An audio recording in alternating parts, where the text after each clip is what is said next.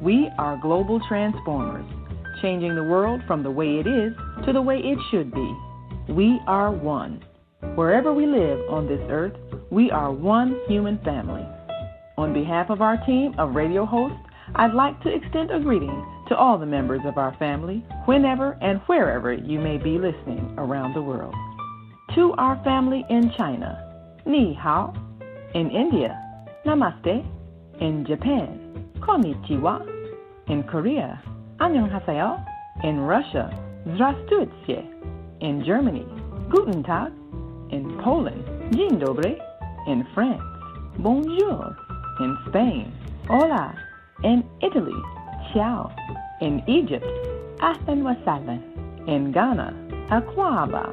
In Nigeria, Peleo. In South Africa, Sawubona. In Senegal, Nangadef. In Kenya, Jambo. In Israel, Shalom. In Pakistan, Afghanistan, Palestine, and Saudi Arabia, Assalamu alaikum. Greetings, and may peace be upon you all. Join us live on the on-air radio network called 727-731-5192. We want to talk to you.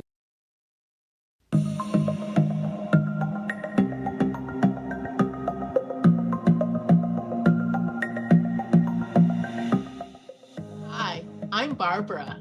I'm Cheryl. And I'm Naima. We're three Black moms. And in case you didn't notice the resemblance, we're also three sisters. We're going to be coming to you every week, sharing our successes and our mistakes as we navigate our lives as moms, wives, sisters, daughters, and of course, Black women in today's world. We'll talk about it all: race, politics, religion, economics, culture, and we'll take a look at everything from whether or not to use corporal punishment to how do you teach your children about sex. Look for our upcoming book, Growing Up Charles. It's a personal story about our lives growing up in Maple Park on Chicago's South Side. I'm Barbara. I'm Cheryl. And I'm Naima. We're three Black moms. Follow us on Facebook and subscribe to our YouTube channel, Three Black Moms. Hi, I'm Naima Latif, and if you're watching this, that means you're one of the 4.6 billion people from around the world who are using an electronic device to talk to people. In these times, people are using the internet to talk to everybody. Friends, neighbors, family members, co-workers. People are on their cell phones and computers all day long. Now, if you're in business, that is great news. That means you can sell your products and services all day long and never have to leave your home. All you need is a media connection, somebody to connect you to an audience. And that's why I'm talking to you today. We produce programs, and our audience members are people who shop. They buy clothes, food, beauty supplies, cleaning supplies, home repair, transportation services, child care services. Whatever you're selling, they need to buy it. We're your media connection. Just follow this link, and tomorrow you can sit back and relax at home while your business is making you money.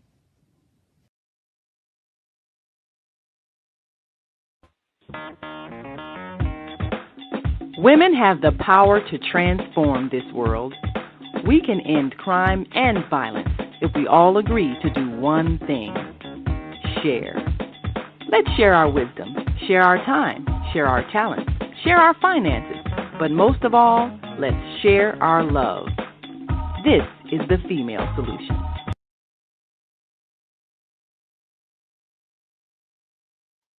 Well. Good afternoon. This is Mama Troy just saying, hey, what a blessing to be here today.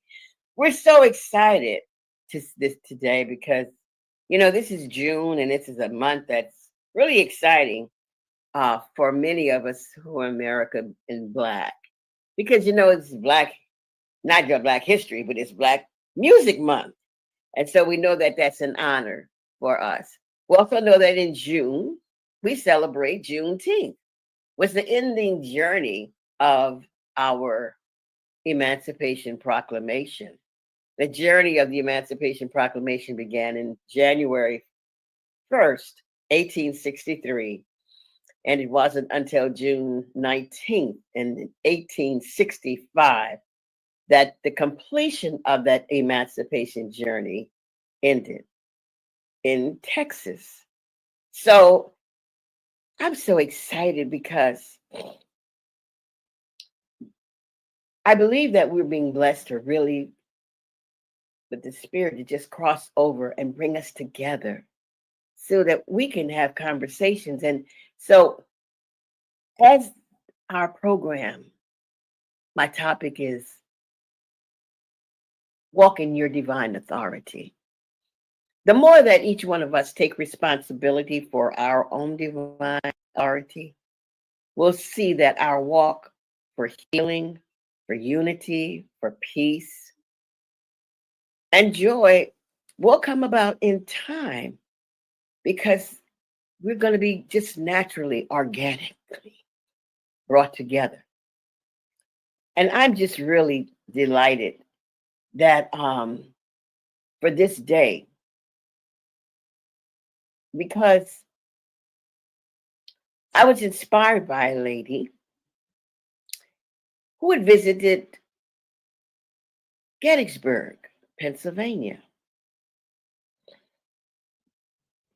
And I got really excited because that she's interlocking with my ministry of the Emancipation Proclamation.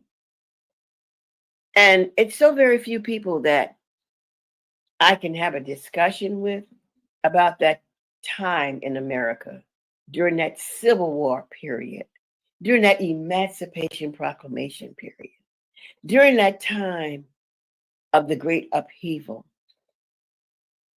And so many of us discussed it in many different realms, from a military, from a social, from a political, and don't see God in it. So when I heard that she had visited, and I could feel it in her voice, and she went with her son and her husband, it touched me very deeply. I said, I've got to talk with her. And she said yes. How about that? She said yes. So she's going to be with us in about another 5 minutes or so. But in keeping with our desire to always tap into our history, or that part of history that's not spoken about so much. And I think that is something that walking your authority is really encouraging. All of us have a story that needs to be told. All of us have stories that need to be shared. And when we center God in the midst of it, it brings a value. It brings a value that we all have an ability to embrace. And in the American spirit, that's something that we want to be able to look as a blessing, to have a right to the freedom of expression. And in telling our stories, we'll learn how closely related we are, and that we are more alike than we are different. And I enjoy that. Just doesn't that feel good? But we're in a society where there's another tone always telling us about who's different from whom, and who's better than the other. And I feel that this beautiful nation deserves more than that, because that's not the words that were formed into what it was birthed in. But I want to ask my spouse if he would introduce us to a video that I found on YouTube. And it's someone I think all of us should know. And it's Miss Emma Booker from Sarasota, Florida. Heard of the story of Emma E. Booker? Well, if you haven't, don't worry. I did some digging. Let's get into it. Now listen, It's not a lot of pictures of this lady on the internet, all right? So if y'all see me keep using this picture, that's just because it's pretty much all I can find. Now, Emma grew up in the Live Oak area, but in 1918, she ended up moving to the Sarasota area to take on a job that she had heard about. Now, in 1918, when she took on this job, she was a teenager herself, all right? But back in Live Oak, she taught mathematics and reading to the students in her neighborhood. Now, at the time, the school was called Sarasota Grammar School, and it was the first public black school in Sarasota. So the highest education that you could get at the Sarasota Grammar School was 6th grade. But Emma was like, look, I want to be able to take this a little bit higher so I could teach the kids a little bit more. But the superintendent at the time was like, look, 6th grade is enough. For these students, they should be happy to get to 6th grade. But Emma was like, nah, that ain't how we're gonna do this, okay? Look, I need more grades. So after years and years of her pushing, the school board finally let her go up to the 8th grade. But in 1923, things start working in her favor because not only did she get them up to the 8th grade with teaching, she's now the principal of the school. But now she got a little pull in the system, okay? So instead of going up to the 8th grade, she's now doing seniors, 12th grade, so she can get them ready for college. Now this whole time Emma is teaching, and now she the principal. She ain't got no degree. So she goes back to school this whole time in the middle of her doing all of this to get her bachelor and her master's. And for decades, I'm talking about decades, this school is rolling. This school is rolling so well that they ended up naming the school after Emma, but not only just one school. They gave her 3 schools. All right, let's go to the headlines. Y'all already know how we do. Follow along, all right? So the Booker schools were named for Emma E. Booker, an African-American educator who began teaching at Sarasota County's first black school, Sarasota Grammar School, in 1918. Around that time, Miss Booker began to take college classes during the summer school break. All right, so when she wasn't teaching, she was learning. Now, I know we all know this iconic photo, okay? This is when Bush found out that the towers of 9/11 were hit, all right? And guess what school they was at when this happened? Emma E. Booker Elementary School. And I'm talking about immediately they shut that school down, all right? Turned it into the presidential Oval Office, and they did work right out of the school for the rest of that day. I didn't know that. And that's wild. So in a nutshell, Emma E. Booker basically carved out the educational system for black kids in the Sarasota area, all right? But her story is not told enough. You can barely find anything on this lady, all right? If you look it up, it's basically all on the school. So I had to do some digging. But she walked in her divine authority in spite of the segregation, in spite of all of the mindsets against her by being black. And she stood strong. And she was able to teach and had not even finished school yet. You see, that's the beauty in when you're walking with God. You don't have to get a degree. You just have to believe. Let me move over to our guest. And this phenomenal lady and woman via Australia to this country. And she has the sweetest little accent. I was trying to figure out, okay, where is she from? I said, it's a little like British, but not quite British. And if you watch some of these movies, to me, it's a much sweeter sound, a softer than the tight-lipped British.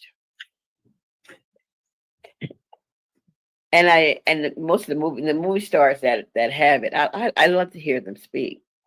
But anyway, this young lady that you're going to meet today is from Australia. And she has a wonderful, full life experience. And she's currently pastor of the Wisconsin Family Church. And it's FFWP, the Shield Family Federation for World Peace. And she's now currently working as a medical social worker in hospice. And believe it or not, just last week, I was inquiring with a couple of people, about 3 people last week, about going into chaplaincy for hospice and clinical are working in the hospitals because there's so much need for people who are going through the ends of their life, which is the hospice portion. And in the hospital, where you've grown older and there's no one there, who need to be assured that God has not left them, that God cares. And so that's what she's doing now. And she's a medical social worker. And she was raised in Australia, which means she has a lot of Australia's background, not just blood, but experiences, because she was there until at the age of 18 when her mother passed. Well, I'm not going to tell you her whole story. I met her through ACLC, American Clergy Leadership Conference, Women in Ministry. And she's a good person for me to have around because when we do decorations, she just says, oh, just move Mama Joy. I can take care of that because she's real tall. And when I'm trying to decorate, she'll stand and she just stands tall and just put her hands up and it's done. She's tall and she's a very solid woman with a very beautiful heart. And I'm so honored to welcome her here as a friend and as a member of ACLC. And I'm very grateful for the organization because it puts me in touch with people from so many different nations and walks in life.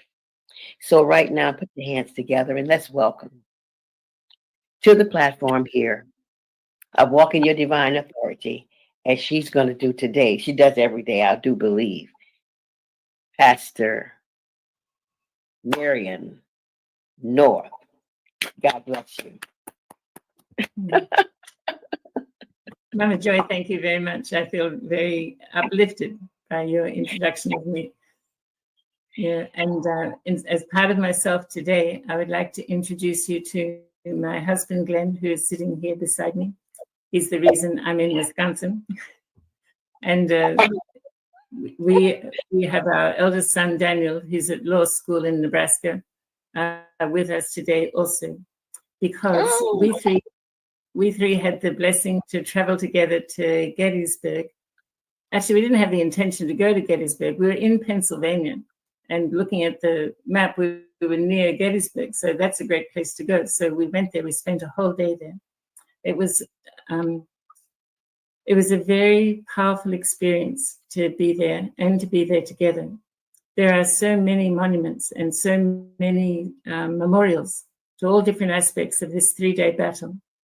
One of the points that intrigued me greatly about this battle is that neither side planned there to be a battle in Gettysburg. Not the northern side, which was called the Army of the Potomac, and not the southern side under Reverend Lee. But there was a battle there, and it is immortalized in American history. I don't think there's a school student who hasn't heard about the Battle of Gettysburg. But the Battle of Gettysburg further interests me because it's the first Union victory in the Civil War. Up until that time, the Civil War Army, no matter who was leading it, had not been victorious in a battle against Reverend Lee. Robert E. Lee. Robert E. Lee, yeah. He was a tremendous general, yeah. And it seems to me that this battle in Gettysburg took place not on the time set by the northern contingent, nor on the time set by the southern contingent, but on a time set by God. God decided this should be a battle.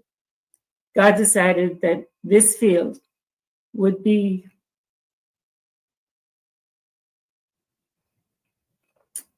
consecrated. I understand fully. That's why I wanted you here, because this battle and any of those battles of the Civil War were sacred battles for us, for this nation to make a decision as to whether or not it was going to be a slave country or a free country, and also to understand the minds of the people of that period as they saw it as the War of Armageddon. Yeah, it was very much a battle between good and evil. The monuments there are to the Union troops and to the Confederate troops. Both sides shed their blood. It was a huge sacrifice of people. And in that sacrifice, there was grounds that God had for the redemption and the salvation and the protection of his America. It's very important to remember that America is God's country. She may think it was founded for political or economic or whatever reasons, but no, God founded America. And God has a mission for America. It's a providential nation. It's great because it's blessed by God. And it will lose its greatness if it deviates from its allegiance to God. So this America is such a sacred place. And this journey to Gettysburg was an amazing experience, to be there together, to walk over these fields. It's like going to a holy place, and realizing that, yes, just as Lincoln said, this land is sanctified way beyond our ability to decree it as sacred by the people who shed their blood here. And they shed it because of the beliefs that they had. But out of this battle, this is not the end of the Civil War. The war rages for another 2 years. But this battle is the pivotal point. And this battle is where, in November of that same year, Abraham Lincoln gave the absolutely beloved Gettysburg. So that was not an accident. This is God's timing. This was what God wanted to come out of that battle. This is how God is looking for the salvation and the victory of America. And God is absolutely dedicated to the people with whom he is working. I'm so moved by this program, this walking in my authority, because Heavenly Parent needs us to exercise our authority based on his blessing and his grace. Yes. So under leadership of Mother Moon, who's a co-founder of ACLC and Women in Ministry, she has been asking women around the world in so many international conventions to understand that this is women's time in history. This is the time for women to stand up. This is the time for women to exercise what? Divine authority. It's the authority of Heavenly Mother manifest in the women in the world. And when, for me, as a woman and a mother, being in Gettysburg, there are so many statues of young men, and they are representing the loss of so many men at that time.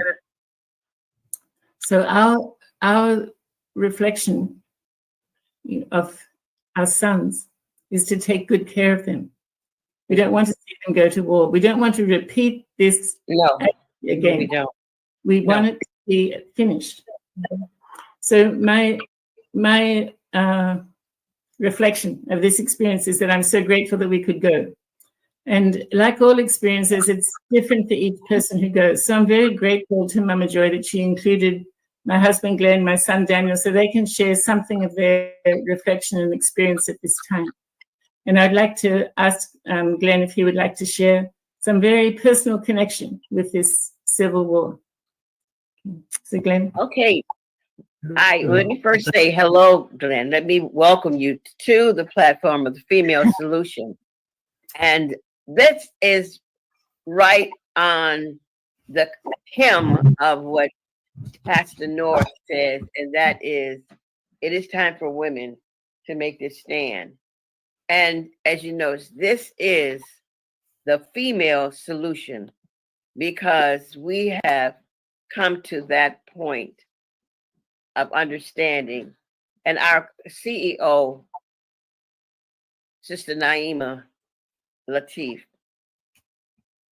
she's had this show for a number of years, I know over 10 years. And it's always been the Female Solution, because that's the way the Creator guided her within herself to know that. And so that's one of the things that I wanted it understood, that there are many of us here in America who have been led to understand that we have a divine calling. And when I heard and Mother Moon stepped into that position after Father Moon left, it made it so easy for me to grasp because I said, that's who I am. And because of the level of the visibility of her coming outside of it. And Glenn, I'm going to get to you because here we have commercials, we have sponsorships, and we have to make sure we get our sponsors on it. I'm going to ask Daniel, when we come back, I'd like for you to just Google and pull up that Emancipation Proclamation that your mother called upon.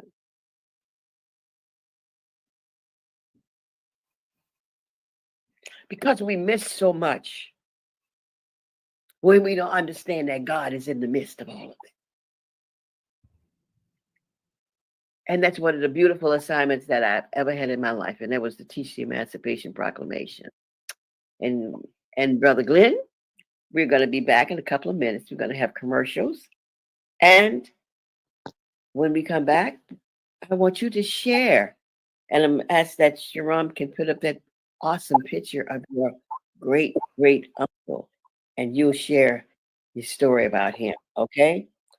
All So right. we're so grateful for everyone who's here today, being with us. Okay. So we're having some other challenges. Can't find the original video. Okay, well, we're just going to move on. So now I'll be right back.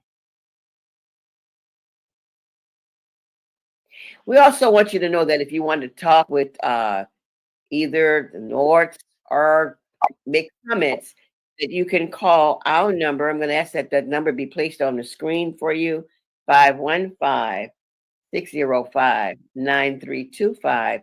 And you can also find us on Facebook Live and YouTube, okay? The number there is on the screen. So we will be right back. Let Joy kind of navigate through this world right now. And I want to thank our callers on the board. I see your numbers here. And if you want to speak with our guest here, then I just ask that you press the 1 and we will put you right on. Okay, be right back. Don't stray away. We have an opportunity to transform the whole global society in the next 50 years. 50 years from now, the earth will be populated by a new generation of adults, many of whom are yet unborn.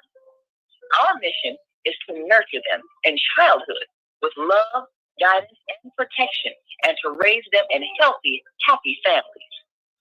If we impart values of compassion, generosity, and respect for fellow human beings in the next generation of children, they will create a world where people can live together in peace. This is our goal. Be a part of the transformation. Get your copy of the book, Female Solution. Go to www.naimalatif.com. That's www.naimalatif.com.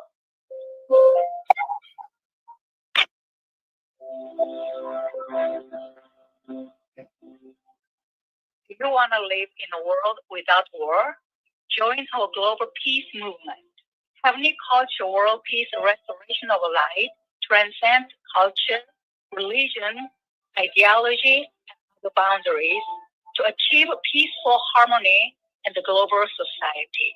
HWPL is committed to bringing world peace and cessation of war through peaceful dialogue between religious groups. I am Director Shin-Suk Kim of the HWPL Chicago branch of North America. Join us for our next gathering. Call 773-580-1501 and be a part of the movement for world peace. Email us at chicagohwpl@gmail.com.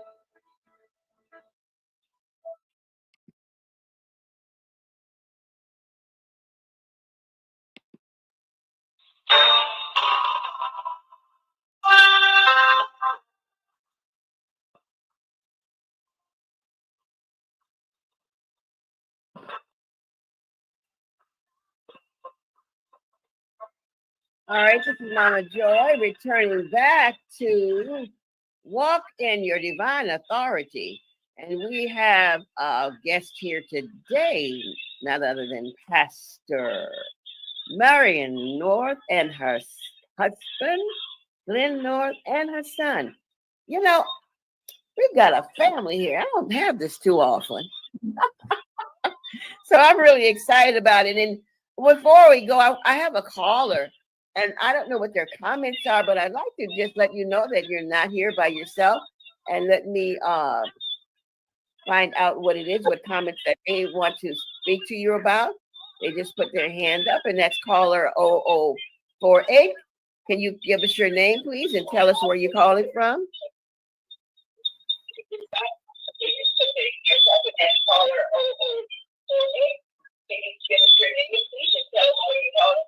Reverend Fanny Smith calling from Chicago, Illinois.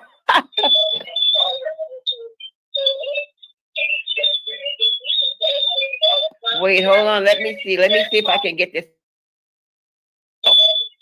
Hi, everybody. Hello. Can you all hear us? Yes. Fanny, I think you have Fanny. I think you've got two things going. Are you watching YouTube and you're on the phone too? I'm here. Yeah, turn off your computer, because we're getting a lot of feedback. So just mute your computer so we can hear that beautiful melodious voice of yours. Okay. There we go. Are you there? Fanny, I didn't say mute the phone. Mute the computer. Mute the computer so we can hear. Because when you our callers, when you call, if you're watching us, and I know many of us want to watch us on the Facebook or the YouTube, but when you call in to speak with us, you have to mute your computer. Otherwise, you'll be getting feedback from the talk radio and the computer. So are you there, Reverend Fanny? Oh, okay. Well, we're gonna open up and be ready for you. I'm gonna leave the mic open just in case. Oh, she's just dropped. So, well, we'll just back. Well, Glen, Brother Glen, it's all yours. What have you tell us there with us today? Say hi to our audience. Well, hello, audience, and thank you so much, Reverend Mama Joy, that you have us on your show today. This is a wonderful thing you're doing. I'm very grateful for your efforts, and I feel very, very touched and inspired by your calling, and to recognize the force and power of women in solving the problems of the world and bringing us to a world of peace. So you're completely on the right track, and I completely support you in what you're doing, as well as my lovely wife here, who is a kindred spirit. So thank you. And I just want to bring a little bit of a personal feeling to the experience of Gettysburg. As Marian and you have mentioned, our family visited the battlefield about a month and a half ago. And it was a very profound experience. The battlefield itself is about 5 miles north to south, and it's about 3 miles east to west. It's a huge area, and it fully encompasses the city of Gettysburg, the village of Gettysburg. I think it was Joseph Stalin who said that one death is a tragedy, but a million deaths is a statistic. And as Marian mentioned, Abraham Lincoln in his Gettysburg Address said that the soil at Gettysburg is consecrated by the blood of the people who suffered and died there. And as we toured that battlefield, we spent an entire day, and it's such a huge area that they have a self-guided auto tour. You can use an app on your phone, and you visit about 25 different sites that were important in that battle. And I want to talk about, to give it a personal touch, not a statistic, but a tragedy. I want to introduce you to the brother of my great-grandfather who was at that battle. And this is his picture. Yep, and I guess you have it, and there it is. Yes, that's him. Isn't he a handsome lad? And isn't there a family resemblance there? But anyway, in the summer of 1863, Robert E. Lee, who is thought by many to be by far the greatest and best general of the Civil War, who unfortunately was on the side of the South fighting on behalf of the Confederacy for secession and the promulgation of slavery. Unfortunately, he was fighting for the South, but he had decided and he had won every battle in the Civil War up to that point, as Marian said. And in the summer of 1863, he decided to take the fight to the north, and he took his army, his Confederate army, up through Maryland and into southern Pennsylvania, and was attacking the Union and attempting to weaken their ability to make war by attacking their manufacturing centers and so on. And his ultimate goal was to actually come back and attack Washington and take the capital. Mm-hmm. So Abraham Lincoln, of course, very concerned about that, instructed his generals to go out there and find the Confederate army and confront them and hopefully expel them from the north and hopefully defeat them. And Abraham Lincoln was very frustrated because up until that point, he had not been able to find a general to command the Grand Army of the Republic, the Union Army. He had not been able to find a general who he felt was aggressive enough and talented enough to be victorious. So on the eve of the Battle of Gettysburg, he changed generals once again, and he put in command a guy by the name of Meade, M-E-A-D-E. And the two armies were moving through Pennsylvania, and just by chance, a unit of 1,000 Union cavalrymen encountered on the highway, the road northwest of Gettysburg. They encountered coming toward them a force of 12,000 Confederate infantry. Oh, Jesus. And the Union cavalry dismounted their horses. They had one man hold 4 horses while the other 3 engaged in battle against the approaching Confederates. And of course, they were vastly outnumbered, so they had to continually retreat. And word got back to the main Union force, and they sent reinforcements. And in that group of reinforcements was my great-great uncle, whose photo we just showed you. Mm. And in a woods northwest of Gettysburg, the Confederates entered one side of the woods, and the Union forces, the Union reinforcements, including my great-great uncle, entered the other side of that woods. And a fierce, horrible battle ensued with much loss of life and injury, suffering. And my great-great uncle was shot through both arms. And in one of his arms, he had a compound fracture with the bone sticking out. Mm.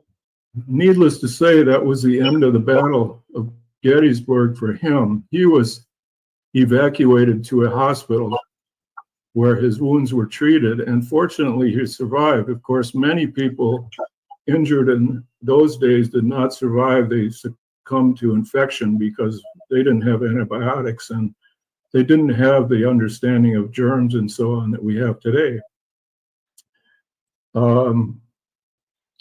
So we were at the site of that battle, and it really touched home to me because I knew that my relative was there.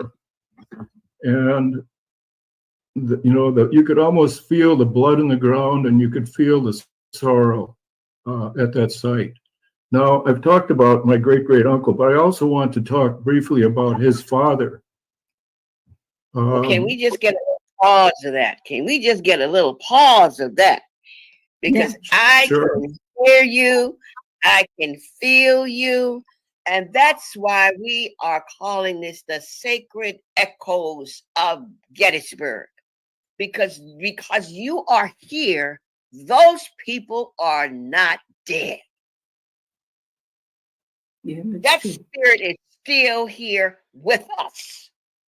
And when we forget about them, we should know what is going to happen to us up in the road. This nation will never heal, Brother Glenn. It will never heal if we forget them. We will never heal if we claim to be children of the Most High and cannot garner up enough courage and love and forgiveness, most of all, to be able to sit down and say, I repent. I'm sorry. And I am so honored to have your presence as a part of a prayer. Because when I'm here on this show of the Female Solution, yes, Heidi, I agree. So much sacrifice. And it is hard to even fathom. You're right. I pray for God to bless me with ancestors of people who are a part of that battle, that story, so that we can hear them. We're talking about a Gettysburg battle where we had over 51,000 casualties,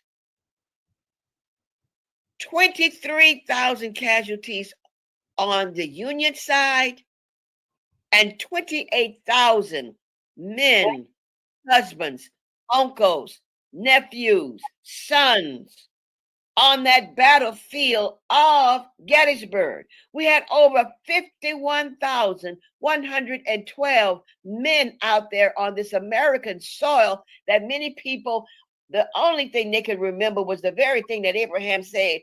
They will long not remember what we say here, but we don't want them to forget what they did here. We know the Emancipation Proclamation address that he had, but we have forgotten the sacrifices of those.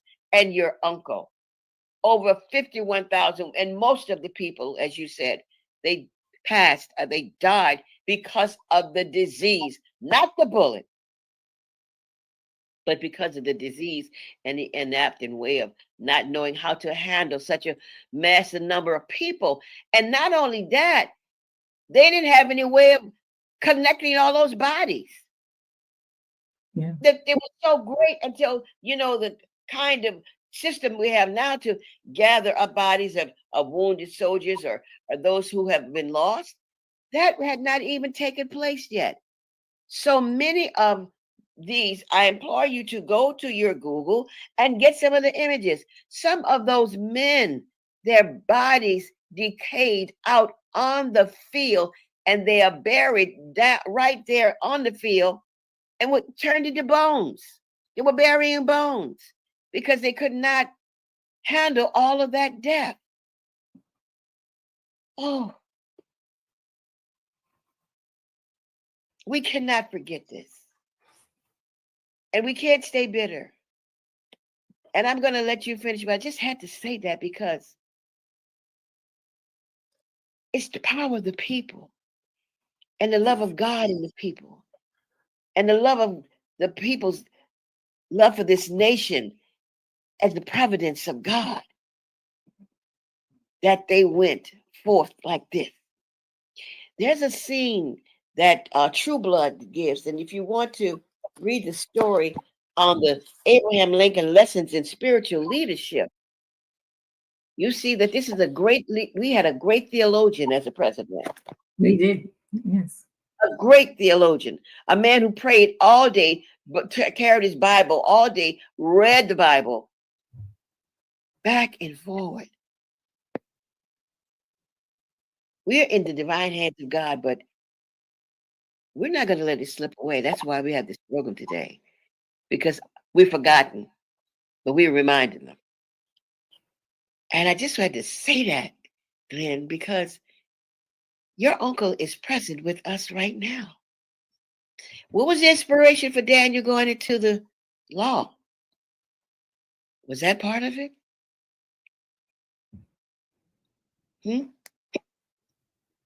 Somebody we all should remember. I must have to hang his picture up and I'm gonna say, hey, he was on my program. Thank you.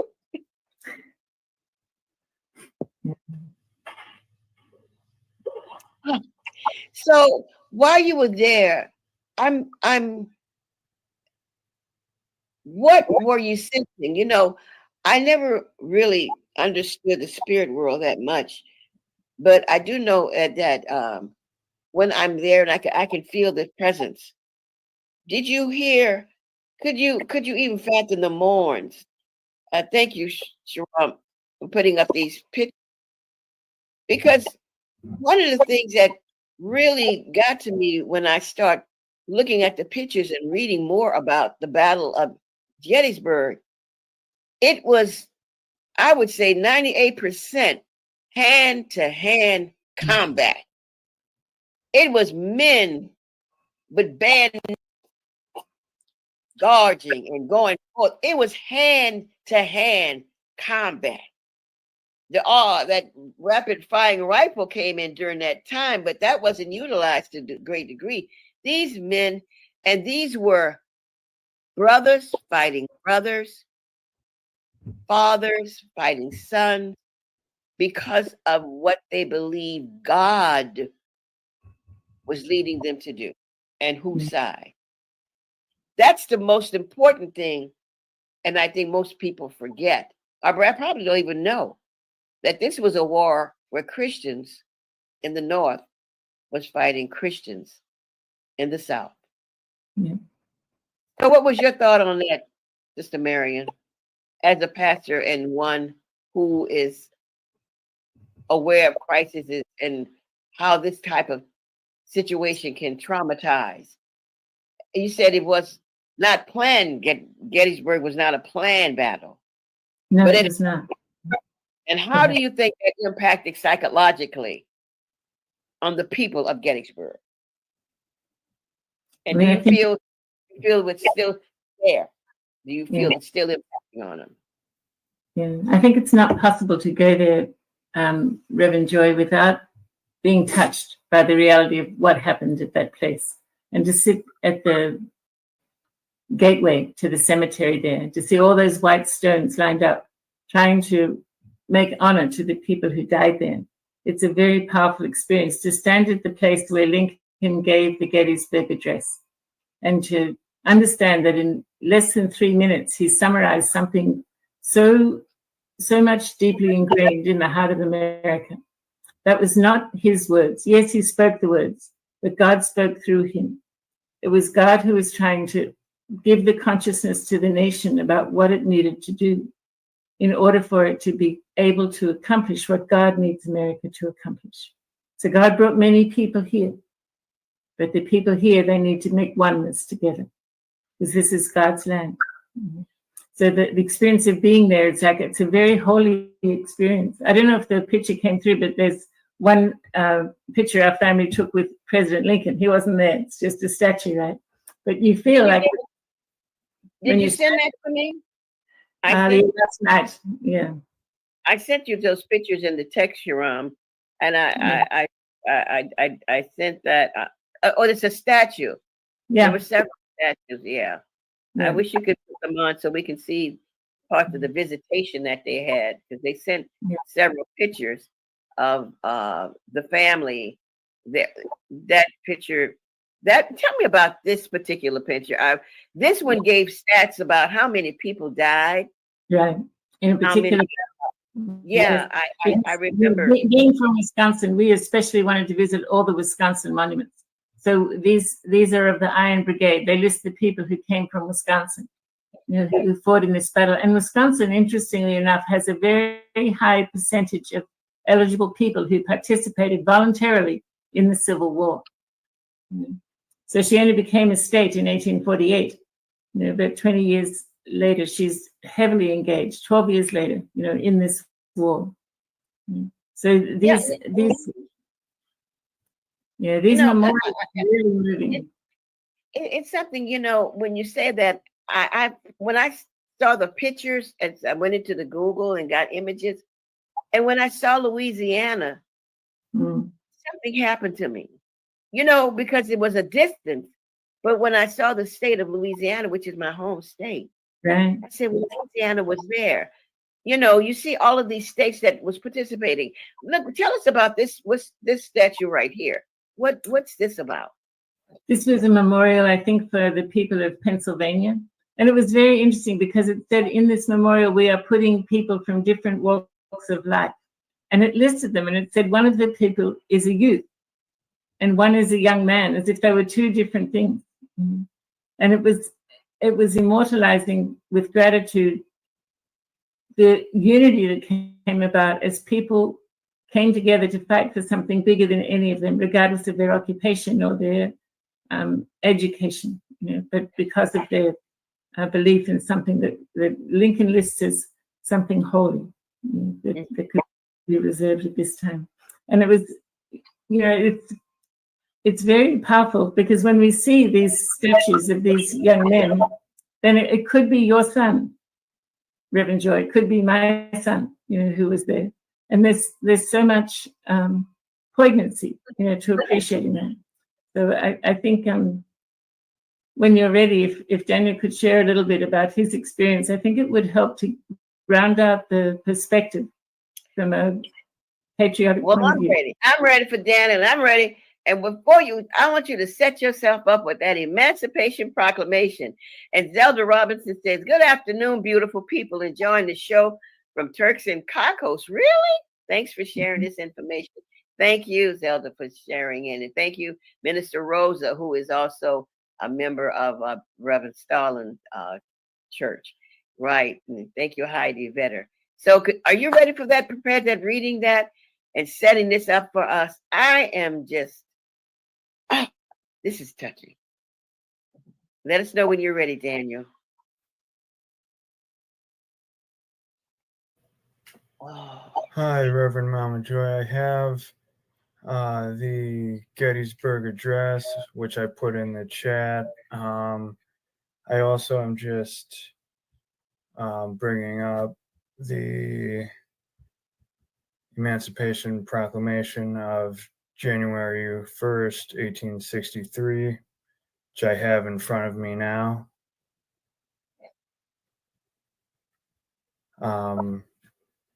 Would you like me to read from it?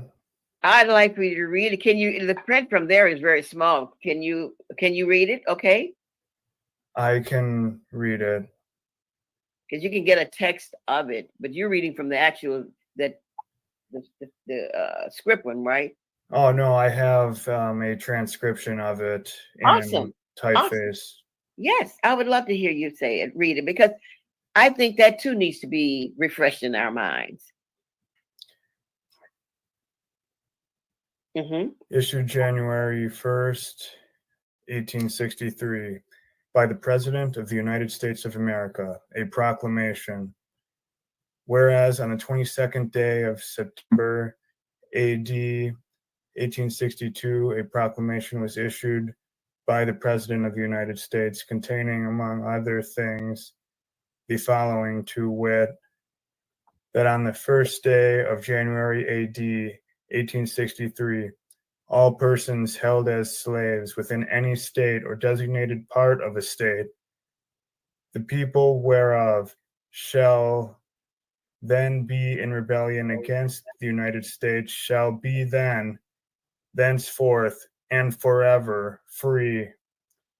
And the executive government of the United States, including the military and naval authority thereof, will recognize and maintain the freedom of such persons, and will do no act or acts to repress such persons or any of them in any efforts they may make for their actual freedom.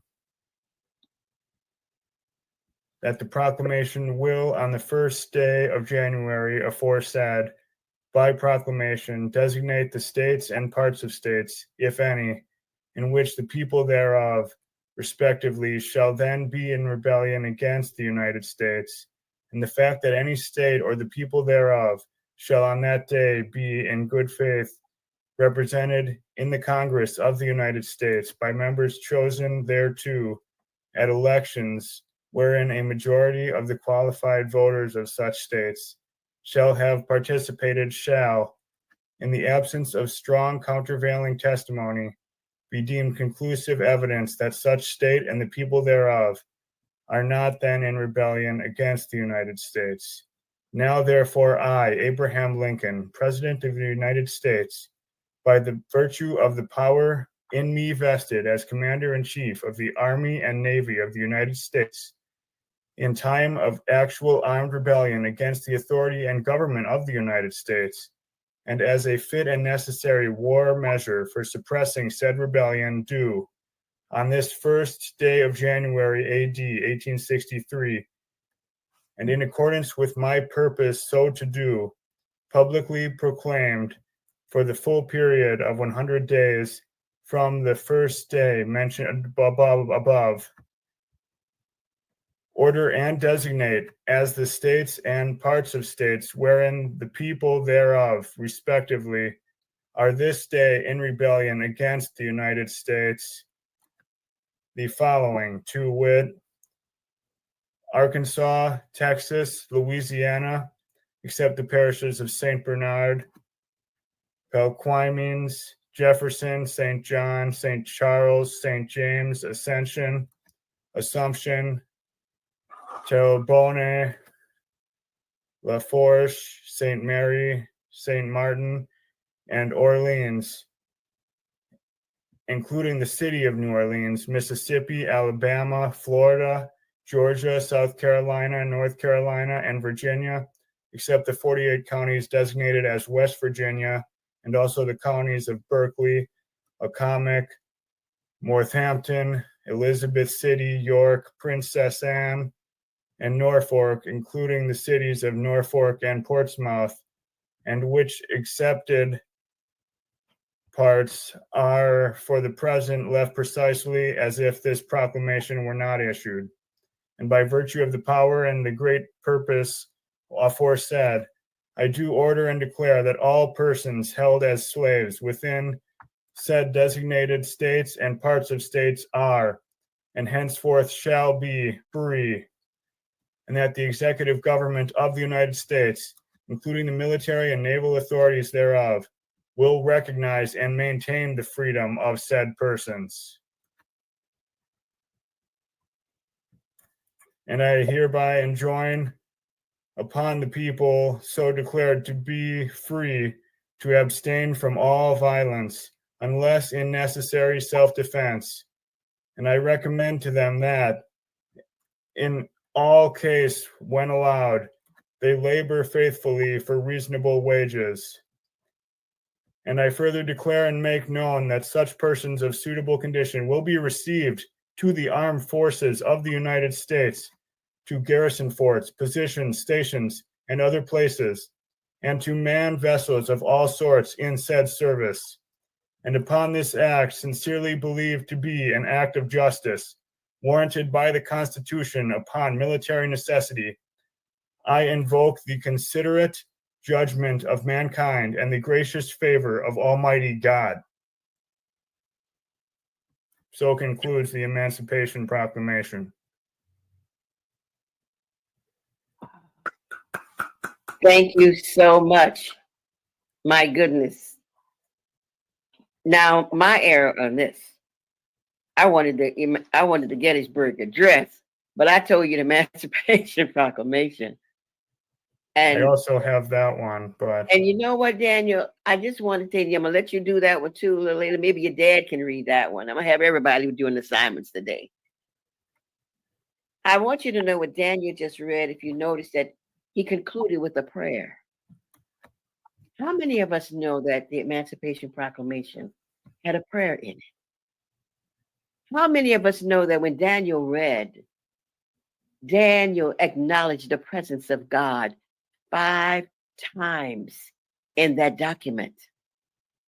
Pastor North, what is it that has us so torn up until even when something is written and we have our children reading it in school that we don't even see God? God is mentioned 5 times in that. And there's a prayer there for us. How did we miss it? How did we miss it? Got sponsors now at this point. The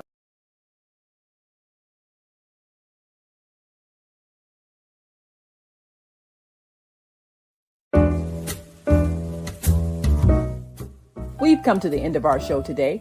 If you missed any broadcasts, go to our website for the audio and video archives at www.thefemalesolution.com. On behalf of our team of radio hosts, I'd like to thank all of you who participated in today's discussions. And to our global family joining us from all around the world, we say thank you. To our family in China, xie xie. India, Dhanyavad. Japan, arigato.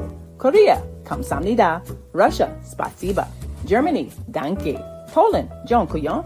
France, merci. Spain, gracias. Italy, grazie. Egypt, shukran. Ghana, madasi. Nigeria, eshe. South Africa, ngiyabonga. Senegal, jareh. Kenya, asante. Israel, toda. Pakistan, shukriya. Afghanistan, tashakur.